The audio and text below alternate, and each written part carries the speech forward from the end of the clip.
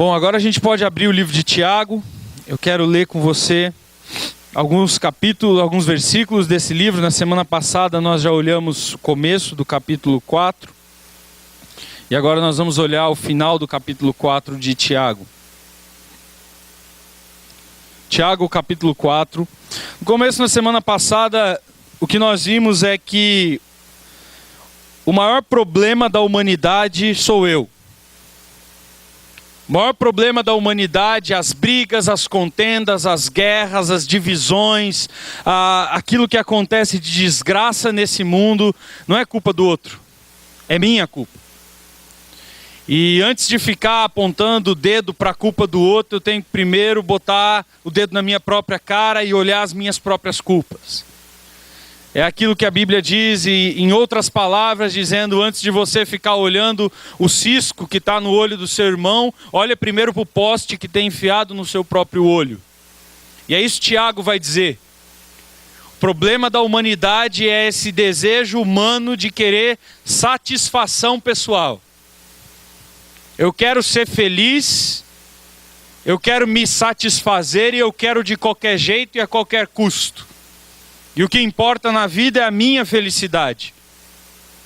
E ele vai dizer, é esse o motivo de todas as tragédias que existem na raça humana.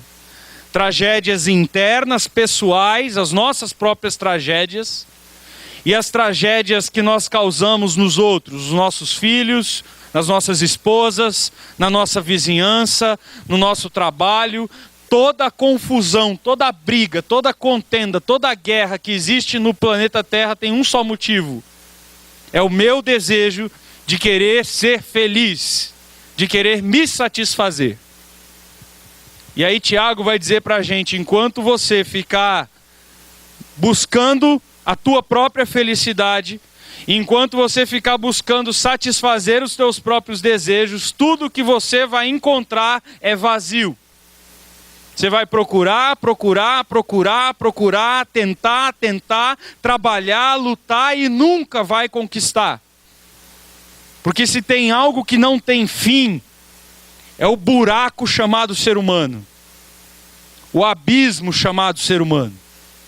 Nós nunca ficaremos satisfeitos com nada. Nós somos um poço sem fim de insatisfação. Nada nos deixa feliz.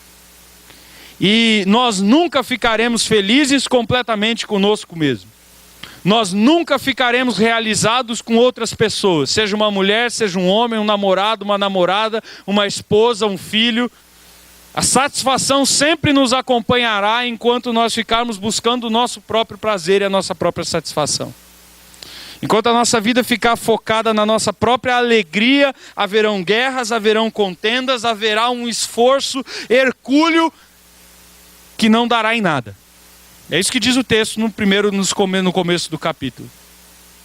E aí o começo do capítulo vai começar a dizer para a gente que ao invés de buscar satisfazer os nossos próprios desejos, nós deveríamos depor os nossos próprios desejos e buscar contentamento no Senhor. Que o único jeito de nós encontrarmos a satisfação verdadeira, a realização individual, a realização relacional, a realização profissional, a realização material, o único jeito da gente dizer, eu sou feliz de verdade, eu sou completo, eu sou pleno, eu estou contente com o que eu tenho, é quando nós encontramos isso em Deus. E Tiago vai mostrar isso para a gente agora, de duas maneiras práticas. Ele vai agora dar dois exemplos. Semana passada nós olhamos a teologia. Aliás, se você não esteve aqui semana passada e você quiser se aprofundar no que a gente falou semana passada, nós temos um site na internet. As mensagens vão lá para o site, são filmadas. E lá no site você pode ter acesso a essas mensagens e pode assisti-las depois. Inclusive no celular e em outros gadgets que você tenha por aí. O texto de hoje vai dar para a gente dois exemplos práticos. A gente termina o texto dizendo, o texto diz para a gente que a nossa verdadeira satisfação não está em festa, alegria, comemoração. O Tiago diz para a gente que ao invés de a gente buscar felicidade, a gente deveria buscar quebrantamento. E o final do texto tem 7 imperativos aí, 7 palavras ditas como finais, como absolutos. E ele diz, em vez de você ficar buscando a sua própria satisfação, busque aflição, busque lamentação, busque choro, busque vergonha, busque humilhação. É o que diz a Bíblia. Ao invés de você ficar buscando satisfação, tenha vergonha de si mesmo. Tenha vergonha da sua própria maneira de viver, dos seus pensamentos. Para de pensar que você sabe, que você entende, que você é, que você faz, que você realiza. Baixa a bolinha. Tenha uma visão bem diminuta de quem você realmente é. Como Isaías teve. Eu sou um trapo de imundícia. Eu sou o modes usado. Eu sou o pó. Eu sou ainda menos do que o pó. Eu sou o verme.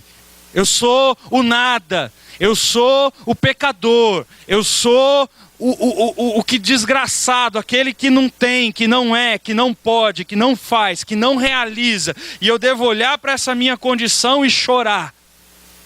Lamentar o meu estado. É aí que começa a transformação na vida do ser humano. É para esse caminho que a Bíblia nos leva. O chamado de Jesus é: aquele que quiser vir após mim, negue-se a si mesmo. Não tem como ser um seguidor de Jesus, não tem como dizer eu sou evangélico, auto-inflado, cheio de si mesmo. O jeito de seguir a Jesus é começar pela vergonha, pela humilhação, por diminuir. E aí ele vai dar 2 exemplos de como nós somos autoinflados, de como nós buscamos a nossa própria exaltação e nós achamos que nós podemos ser muita coisa. O primeiro exemplo que ele dá está nos versículos de 11 a 12. Ele diz assim: irmãos, não falem mal uns dos outros. Quem fala mal contra o seu irmão, o julga, ou julga o seu irmão. Fala contra a lei e julga a própria lei. Quando você julga a lei, você não está cumprindo a lei, mas está se colocando como juiz. E há apenas um único legislador e juiz, aquele que pode salvar e destruir. Mas quem é você para julgar o seu próximo?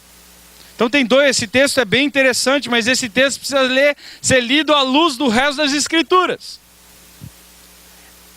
Põe o dedinho aí nesse texto de Tiago, vira algumas páginas para o 1 Coríntios capítulo 5.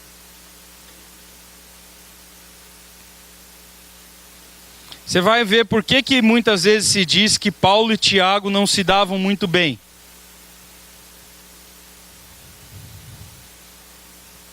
Primeira Coríntios capítulo 5, versículo 12. Diz assim: pois como haveria eu de julgar os de fora da igreja?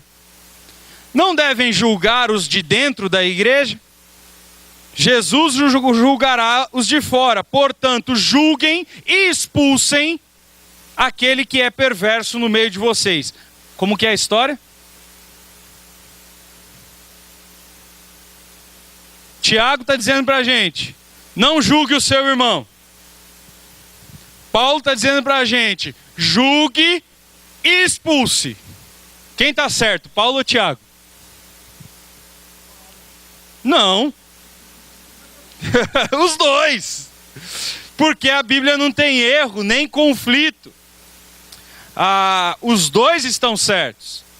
E eles estão focados em coisas diferentes. Paulo está falando sobre julgar a atitude. Quer dizer, eu não tenho condição, eu tenho condição de ver o que você está fazendo e com base no que você está fazendo dizer está errado e se você não mudar, da área. É isso que Paulo está fazendo.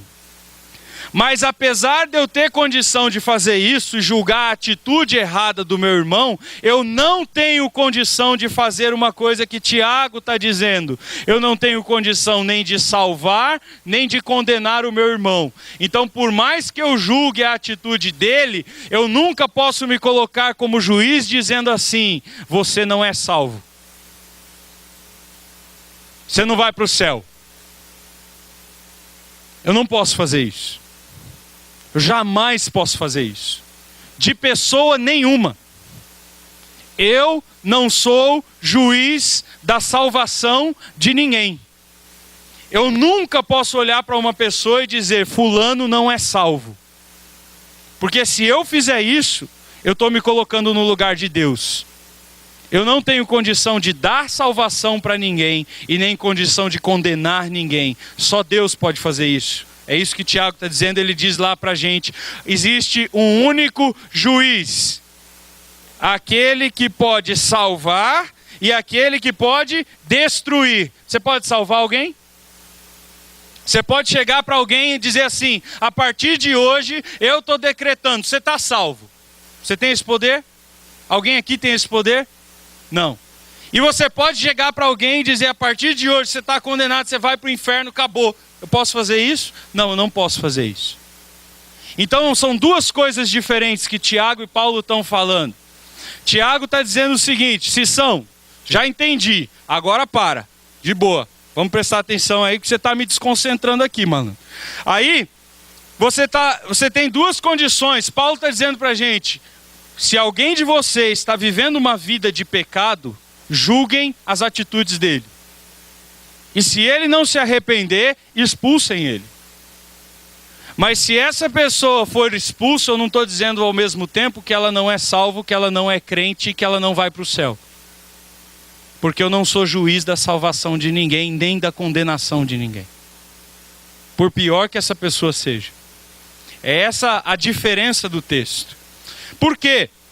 Tiago vai falar para a gente no começo dos versículos. Ele fala: olha, não falem mal uns dos outros. E ele está falando isso com base dentro do contexto dos versículos que nós estudamos a semana passada. Esse falar mal não é simplesmente falar: pô, fulano está fazendo isso errado. Não.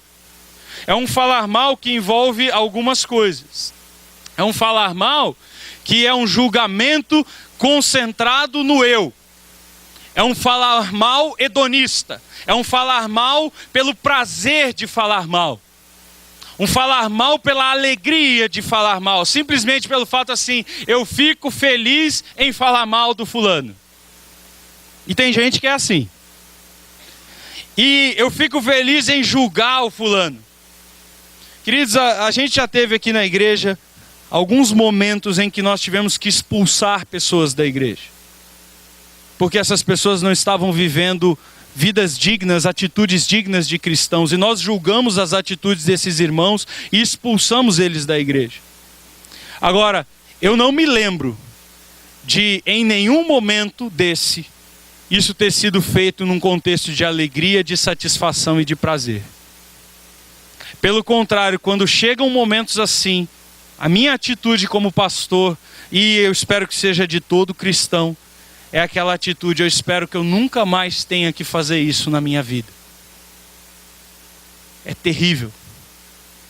É terrível ter que se separar de alguém que você ama. É terrível ter que afastar alguém que você quer bem, para o bem daquela pessoa.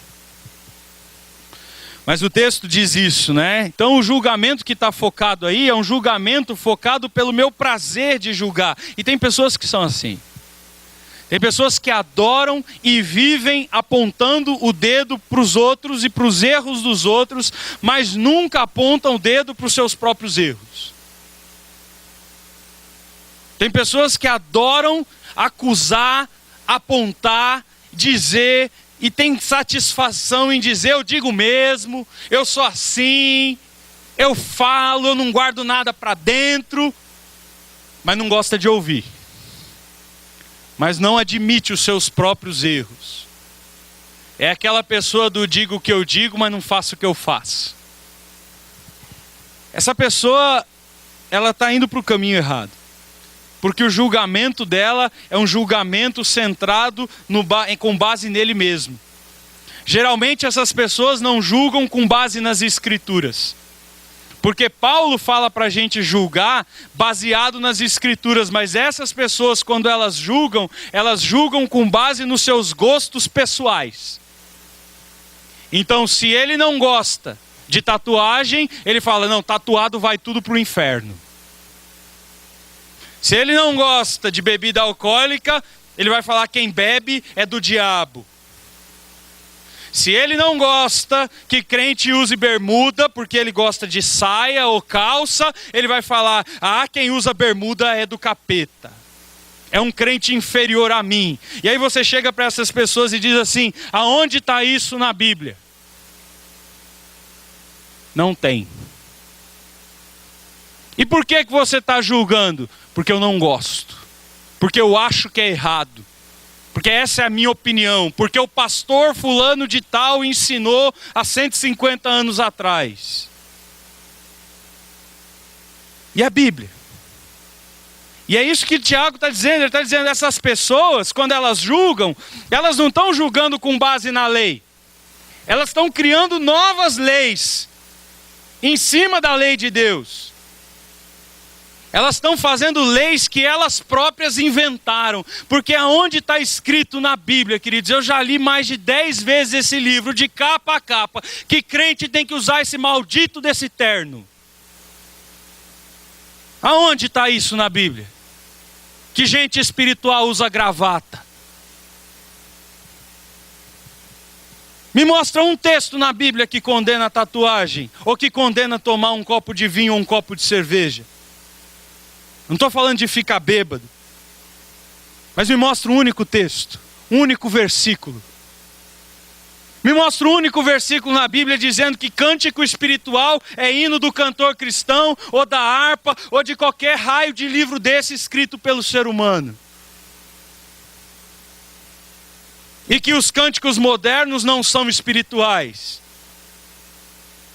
Me diz aonde está escrito na Bíblia que o piano é mais santo que a bateria, que o afoxé, que o atabaque, ou que qualquer outro instrumento musical que exista nesse mundo. Não tem. É regra de homens. Eu já vi pessoas serem expulsas da igreja porque elas dançaram numa festa de casamento.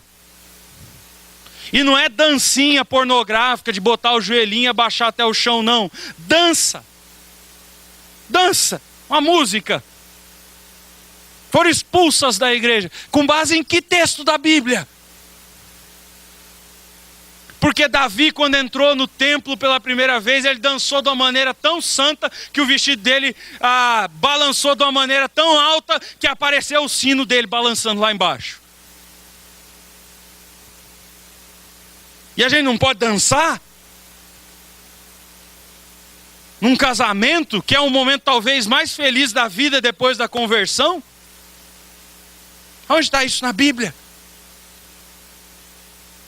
Onde está isso na Bíblia que eu ir num show de rock é menos santo do que eu ir na igreja? Tem igreja que a música que canta é mais pecaminosa em ser cantada do que uma música do Metallica. E os crentes estão todo domingo lá cantando aquelas músicas desgracentas, lazarenta, que é contrária às escrituras. E às vezes o incrédulo está lá num show de rock cantando coisas que falam mais de Deus do que dentro de algumas igrejas. Quem botou na cabeça da gente que a gente tem que seguir regras estabelecidas por homens? Quem disse que a igreja só pode cultuar a Deus dentro de um prédio? E que a gente tem que sentar enfileiradinho assim? Onde está isso na Bíblia? E o que Tiago está dizendo para a gente é, existe um problema com o ser humano. É que o ser humano não se contenta com as regras que Deus criou. E aí, por causa disso, ele cria suas próprias regras. Ele cria suas próprias normas. E aí, quando ele faz isso, ele está se fazendo não como um seguidor da lei, mas como alguém que julga a lei de Deus. Que julga a lei como insuficiente. Porque quando eu crio regras que não estão nas Escrituras e eu sigo tradições de homens, eu estou dizendo para Deus o seguinte: o Senhor não soube escrever o livro direito. O que o Senhor deu não foi suficiente. A gente precisa consertar o seu livro aí, colocar outras regras, porque se a gente não seguir essas regras aqui, nós não vamos ser espirituais. Isso é um problema grave do ser humano. Querer se fazer juiz no lugar de Deus. Querer julgar a lei de Deus. Querer muitas vezes olhar para a lei de Deus e dizer: eu não concordo com isso. Quem é você, velho, para dizer para Deus, o Criador do universo, que você não concorda? Nós não somos juízes de nada. O que Tiago está dizendo para a gente é dessas pessoas que julgam com base nas opiniões e gostos pessoais, aquelas pessoas que julgam se achando superiores aos outros. Tem pessoas que acham que são melhores que os outros. Apontam o dedo dizendo: quem é você? Não é melhor do que ninguém. Tem ninguém melhor do que ninguém. Na verdade, a nossa competição, diz a Bíblia, não deveria ser para quem é o melhor, mas para quem é o pior. Não para quem busca os primeiros lugares, mas para quem busca o último. Não para quem quer ser servido, mas para quem quer ser servo de todos. Não para quem quer se exaltar, mas para quem quer se humilhar. E Tiago está lembrando para a gente: não se faça de juiz, não ache que você é melhor do que ninguém, não julgue com base nas suas opiniões pessoais, não julgue os outros achando que você é melhor do que eles. Na verdade, a Bíblia diz para a gente assim: aquele que vê o seu irmão cair no pecado e acha que não vai cair no mesmo pecado, já caiu. Já caiu. Quando você vê uma pessoa cometer adultério, ou quando você vê uma pessoa sair para a homossexualidade, ou quando você vê uma pessoa mentindo, e você olha para aquela pessoa e diz assim: ainda bem que eu não sou igual ele, que eu não peco igual ele. Já pecou. Você já se tornou igual ele nesse momento. Quando eu olho um irmão meu pecar, eu não me acho melhor do que ele. Quando eu olho o meu irmão pecar, eu bato no meu peito e falo: ai de mim, Senhor, que sou igualzinho a ele. E só não pequei porque eu não tive a oportunidade, porque se eu tivesse eu faria igual. Ai de mim. Jesus apresenta dois homens no templo, um orando, um fariseu, juiz, doutor da lei, batendo no peito e dizendo: que bom que eu sou, ainda bem que eu não sou igual aquele publicano. E Jesus falando: aquela oração não passou do teto, não chega até Deus, esse homem está condenado. E aí mostra um outro homem, um publicano, batendo no peito e lamentando e chorando e dizendo: ai de mim, ai de mim. E aí Jesus diz: esse homem alcançou favor do Senhor. Nós precisamos aprender a não sermos juízes, a julgar porque eu penso saber a verdade. Tem pessoas que: eu estou julgando porque eu sei que ele pensou isso. Você é o Espírito Santo agora? Você entrou no coração dele, na cabeça dele, você entende os motivos dele, você foi lá no ponto de dividir a medula da espinha e você conseguiu identificar as motivações da pessoa para estar pecando ou para estar fazendo aquela coisa? Você não sabe. Nós não sabemos os motivos, o que está por trás. Aliás, a própria pessoa às vezes não sabe. Como é que eu posso julgá-lo? Não posso colocar-me no lugar do Espírito Santo e julgar as intenções, e julgar as motivações, e julgar os porquês. Eu não posso fazer isso. Eu não tenho essa condição. Eu mal sei a verdade sobre mim mesmo. A Bíblia diz que o meu coração é enganoso, mais corrupto do que todas as coisas, e que se não for o Espírito Santo me sondar e me mostrar a verdade, eu não sei as verdades acerca de mim. como é que mais ainda dos outros? O texto vai dizer para a gente, essa pessoa julga porque sabe quais foram os motivos do outro. Não sabe, porque tem o poder de condenar ou de salvar. Nós não temos poder de condenar ninguém. Por mais que você diga, essa pessoa não é crente, vai para o inferno, pode ser que ela esteja no céu e você não. Porque você se faz de juiz. E quando você se faz de juiz, você está se fazendo pior do que ele que está pecando, ou igual a ele que está pecando. Então Tiago está dizendo, a nossa mania de satisfazer os nossos próprios desejos e prazeres, muitas vezes nos leva a julgar os outros. E esse julgamento é com base em nós mesmos. Eu escrevi uma frase que diz o seguinte: tão pecado quanto desobedecer às regras que Jesus criou é criar regras e forçar os homens a obedecerem regras que Deus não criou. Existe. Não tem nenhum lugar na Bíblia dizendo que você não pode ter o cabelo azul. E você não vai ser menos espiritual do que eu porque você tem o cabelo azul. Não tem nenhum lugar na Bíblia dizendo que você não pode ouvir música não cristã. E você não vai ser mais espiritual do que eu porque você ouve só música cristã. Aquilo que a Bíblia diz, está lá, está claro para todo mundo ler. É só ler. E esse é o juízo que Deus já deu. Aliás, Ele já deu a lei, Ele já deu o juízo da lei, Ele já deu a condenação da lei e Ele já deu a salvação da lei.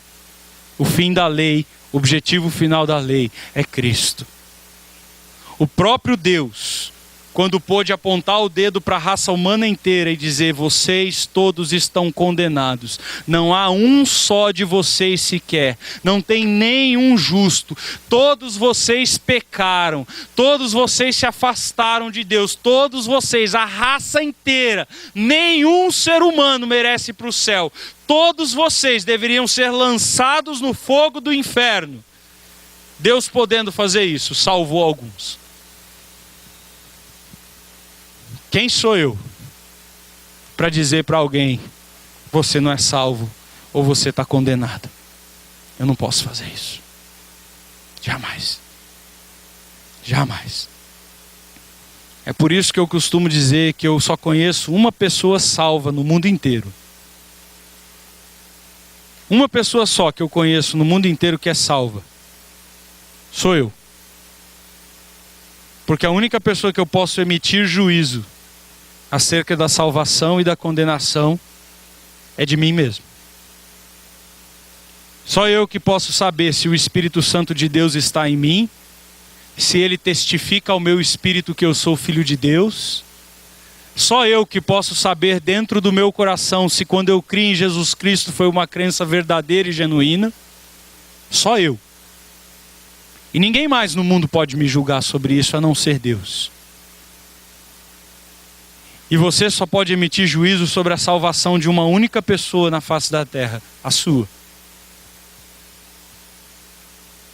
E a condenação de uma única pessoa na face da terra, se você não crê em Jesus Cristo, é você mesmo. E ninguém mais pode me acusar.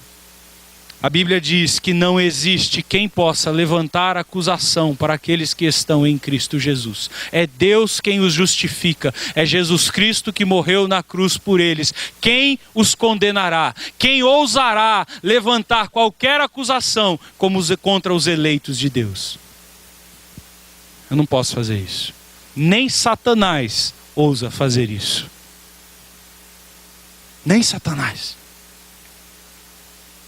Por mais que ele seja o acusador, ele não tem o poder de salvar ou de condenar ninguém. Só Deus é juiz.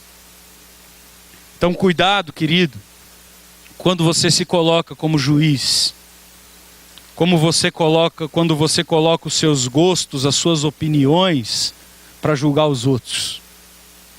Cuidado quando sai da tua boca essa palavrinha que vem direto do inferno. Fulano não é salvo. Fulano vai para o inferno. Cuidado. Não faça isso. Porque o texto diz que quem faz isso, na verdade, ele se coloca como juiz de Deus e da lei de Deus. E a gente não pode fazer isso. Esse é o primeiro exemplo. Eu coloquei 2 chargezinhos que eu encontrei na internet sobre os juízes. Nós somos tão supremos que só nós podemos nos investigar. E aí ele fala, e vocês irão fazer isso? Somos supremos demais para sermos investigados. Aponta o dedo para todo mundo, mas nunca para si mesmo. Nunca faz a sua própria condenação, a investigação de quem é. A segunda eu achei bem interessante, porque ela fala bem desse texto, uma charge que saiu no jornal, diz assim, ela disse com todas as letras, você é juiz, mas não é Deus. Multa de R$5.000 para essa mal informada, desinformada. Eu sou Deus. Isso é a vontade do ser humano. Se colocar como juiz, como Deus. Tiago fala, longe de você isso aí. Longe de você se colocar como Deus. Tiago nos dá um último exemplo.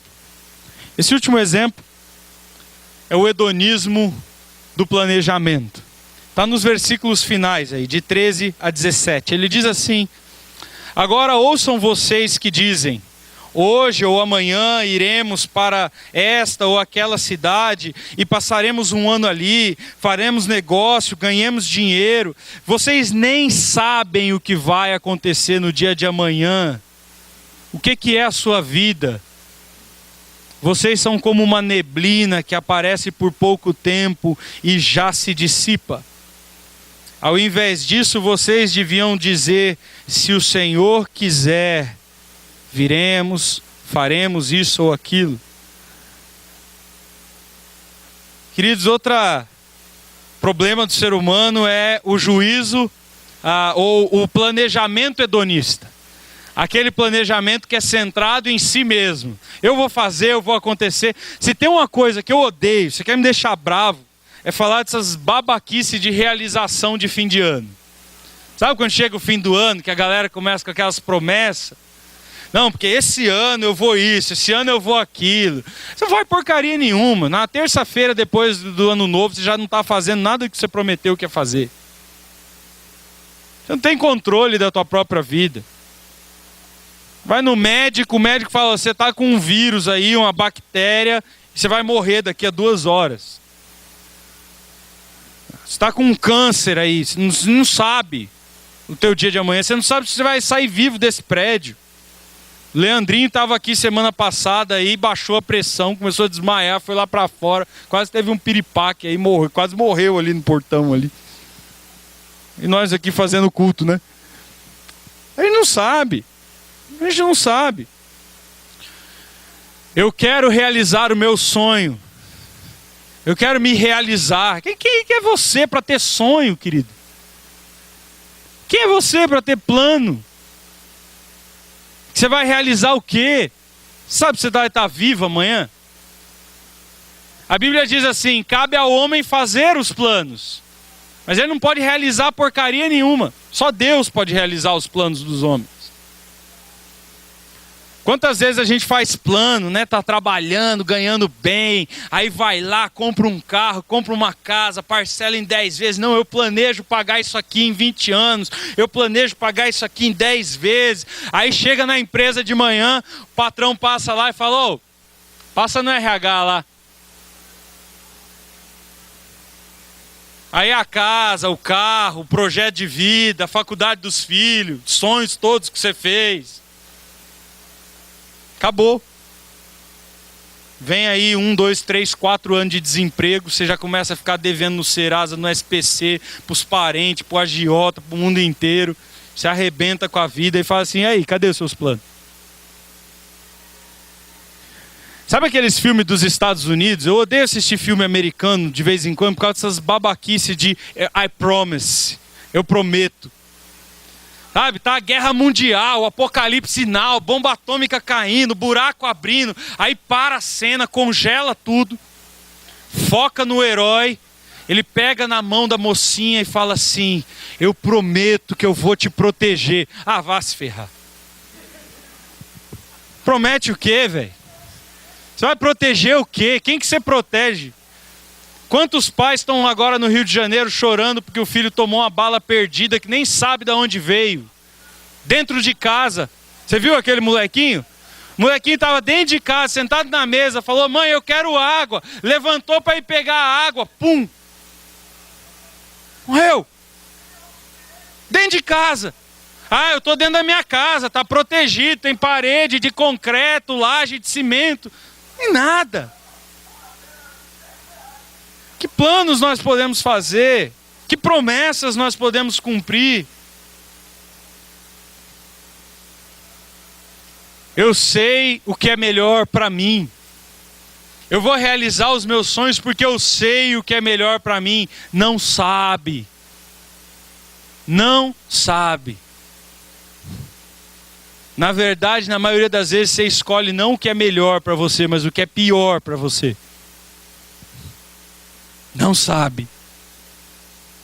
Ah, eu vou fazer os meus planos porque eu estou no controle dos meus planos. Porque se eu planejar bem, vai dar tudo certo. Vai? Vai mesmo? Quantas vezes você planejou bem e deu tudo errado? Eu posso decidir o rumo e os propósitos da minha vida. Pode? Mateus grita bem alto para esse texto, né? Lucas capítulo 12 diz assim, que o mesmo cara talvez desse texto: eu vou fazer, eu vou realizar, olha, esse ano a plantação foi bem, eu vou fazer 2, 3 celeiros. E aí em Lucas capítulo 12 tem um grito do céu, dizendo para esse cara que vai fazer e vai realizar: louco, essa noite você vai morrer. Você não vai passar nem dessa noite. Não pode realizar nada. Você não pode ter propósito seu nenhum. Nenhum. Eu tenho a capacidade de realizar aquilo que eu planejei. Ah, tem? Tem mesmo? Não. Tiago fala pra gente: seu hedonista, centrado em você mesmo, com o seu próprio poder e vontade, você não pode porcaria nenhuma, porque se Deus não quiser, não há nada que você possa fazer. Nada. Nada. Nem pecar. Nem pecar, nem se você falar assim: eu vou negar a Deus, eu vou fazer o que eu quiser com a minha vida, aí Deus, puf, mata você. Não, não vai me negar não. Eu não quero que você me negue. Pum. Vem pro céu aqui, que agora você vai me obedecer o resto da eternidade. Pronto. Nem isso você pode decidir. Nada você pode decidir. É interessante que a gente às vezes fica com essa: ah, se Deus quiser, da boca para fora. Querido, não é da boca para fora não. É se Deus quiser mesmo. E é isso que Tiago está dizendo para a gente entender e botar na nossa cabeça. Quando a gente for fazer plano, quando a gente for ter sonho, quando a gente for ter ideia, a gente tem que terminar de fazer o plano, ter a ideia e falar para Deus: ó, Deus, está aqui. Eu fiz tudo errado. Deve ter um monte de coisa ruim aí na minha decisão, então realiza da melhor forma possível. E muitas vezes o que Deus vai fazer é o contrário de tudo que você planejou, pensou, organizou e sonhou. Eu nunca sonhei na minha vida ser pastor, eu queria ser piloto de avião. Estava rico agora. Mas não, Deus falou assim: vai ser pastor. Eu nunca queria casar com a Arite. Quando eu conheci a Arite, eu estava noivo. Apaixonado pela outra menina. O sonho da minha vida era casar com ela. Aí ela falou para mim assim: não quero mais casar com você não, porque eu não quero ser esposa de pastor. Não, mas não, acabou. Não quero mais nada com você. Inclusive já estou com outro cara. Pronto. E aí? Chorei, lamentei. Aí Deus trouxe a Arite e falou: ó, seu tonto, retardado. Essa aqui, ó. Nunca tinha pensado nela, Deus. Mas eu tinha. Aqui. Presente para você. Aí eu casei com a Arite. Quando nós casamos, planejamos tudo certinho. Vai ser assim, ó. Primeiros 2 anos, só lua de mel. Depois 3 anos vamos organizar a nossa vida financeira. Quando der o 5º ano, a gente vai engravidar. No metade do 5º ano nasce o primeiro filho. Chegou 4 anos e meio, ela tirou o DIU, começou a fazer os exames, papapá. 5 anos em ponto, engravidou. Ó, tá vendo? Fiz o plano, executei o plano. Não, 2 meses depois ela abortou sozinho, o neném morreu, acabou. Ah não, vamos continuar o plano. Está organizado. Tem que nascer pelo menos entre o 5º e 6º ano. Esperou mais um tempinho, pai engravidou de novo. 3, 4 meses, pô, outro aborto. Espontâneo, natural. Aí tivemos que esperar mais 3 anos. E o Noah só veio com 8 anos de casado. Que plano que é esse? Virei pastor, fui pastorear lá em Cerquilho. Realizar o sonho de ir para o interior, né? Todo paulista tem o sonho de ir para o interior. Fui realizar o sonho de ir para o interior. Pastorear uma igreja no interior, igreja bonita, um terreno grande, da hora. Cheguei lá, mano, a igreja era um inferno. Me demitiu com 8 meses de pastor da igreja, mandou embora.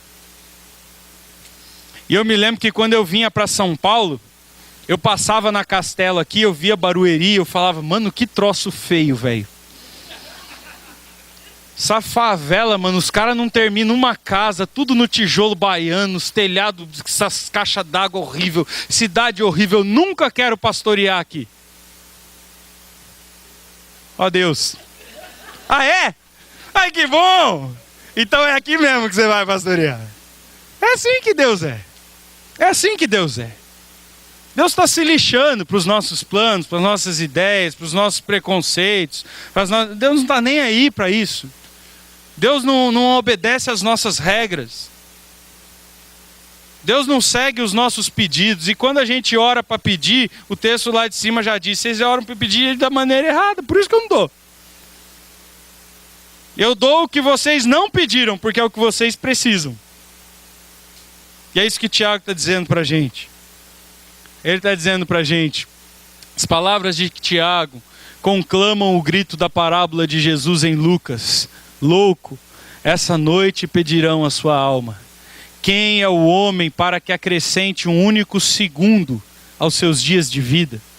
Nós que somos tão fugazes, e ele diz aí no texto, como a brisa, como podemos ter tamanha pretensão de acharmos que podemos fazer os mais simples planos sem Deus? Como a gente pode passar para parar e pensar e dizer: ah, se Deus quiser. Não, se Deus quiser e se Deus não quiser, você não vai fazer nada, e é assim que é. E aí eu tenho que parar todas as vezes que alguém falar assim, e eu sou assim. Eu tenho aprendido a ser assim. Quando as pessoas falam assim para mim: amanhã a gente se vê. Na maioria das vezes eu respondo assim: se Deus quiser. Porque eu já paro para pensar na hora: rapaz, esse cara pode morrer atropelado ali. Eu posso ter um infarto lá em casa. Pode acontecer alguma coisa. Então assim, não sei se eu vou te ver amanhã, só se Deus quiser mesmo. Aí eu olho para minha esposa, eu penso, às vezes assisto lá minha fita de casamento, e me vejo lá no altar fazendo aquela promessa: eu prometo ser fiel na saúde, na doença, na alegria, na tristeza. Outro dia eu estava pensando sobre isso, eu nunca vi isso na Bíblia.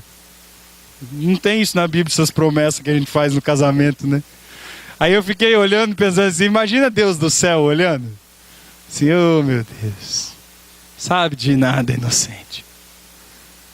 Não sabe que lá daqui a 5, 10 anos vai aparecer um marombado, bonitão, fortão, da hora, bem melhor do que você, vai te dar uma gaiada e levar essa mulher embora. E você está aí prometendo. As desgraças da vida. A gente para pensar e fala assim, quem somos nós? Quem somos nós? Para fazer promessas, para fazer planos, sem que Deus seja parte disso. E Tiago está convidando a gente para depor os nossos planos, para depor as nossas vontades e dizer, Senhor, deixa eu sonhar os teus sonhos. Senhor, deixa eu planejar conforme a tua vontade. Senhor, me ajuda que o meu querer seja igual ao teu querer. Aliás, é para isso que a gente ora, né? Porque a Bíblia diz assim, vocês quando vão orar, vocês nem abriram a boca e Deus já sabe tudo o que vocês vão pedir. E a pergunta é, então para que eu oro se Ele já sabe o que eu vou pedir? E a resposta é, porque você não sabe o que Ele vai dizer do que você vai pedir. Então a oração não é para que Deus saiba o que a gente quer. É para que a gente saiba que a gente não deve querer. E que a gente tem que querer o querer dEle, a vontade dEle, o plano dEle, o sonho dEle, o propósito dEle. E é isso que a gente tem que sonhar. Ao invés de sonhar os nossos próprios sonhos, de fazer os nossos próprios planos, conforme a nossa própria vontade, nós deveríamos buscar os planos dEle, os sonhos dEle, a vontade dEle, as prioridades dEle. E está bem claro na Bíblia, né? Busque em primeiro lugar o reino de Deus e a sua justiça. Mas não é assim que a gente vive. A gente busca em primeiro lugar os nossos planos, a nossa própria justiça e a nossa própria vontade, e ainda vira para Deus e fala, faça-se a minha vontade assim na terra como no céu. Não. E é interessante porque essas duas frases, essas duas palavras de Tiago, esses dois exemplos que Tiago dão, eles mostram duas realidades do ser humano. Primeiro ele fala a sua mania de querer condenar os outros. E quando você se condena aos outros, você está querendo se colocar superior a todo mundo. E a segunda mania de você querer determinar o seu próprio destino. E quando você faz isso, você está querendo se colocar, inclusive, acima de Deus. E esse é o ser humano, essa é a nossa condição. É por isso que ele vai terminar o texto dizendo para a gente: vocês têm condenado, pense nisso. Quem sabe que deve fazer o bem e não faz, comete pecado. O resultado é o seguinte, galera. Quem de nós aqui não julga desse jeito? Quem de nós aqui não planeja assim? E a resposta é simples: ninguém. Ninguém. E se nós julgamos assim e planejamos assim, ai de nós, se não nos humilharmos, se não lamentarmos, se não nos quebrantarmos, se não depusermos a nossa vontade de ser Deus. Ai de nós, pecadores. Esse é o chamado do Evangelho. Arrependa-se, confesse, diminua.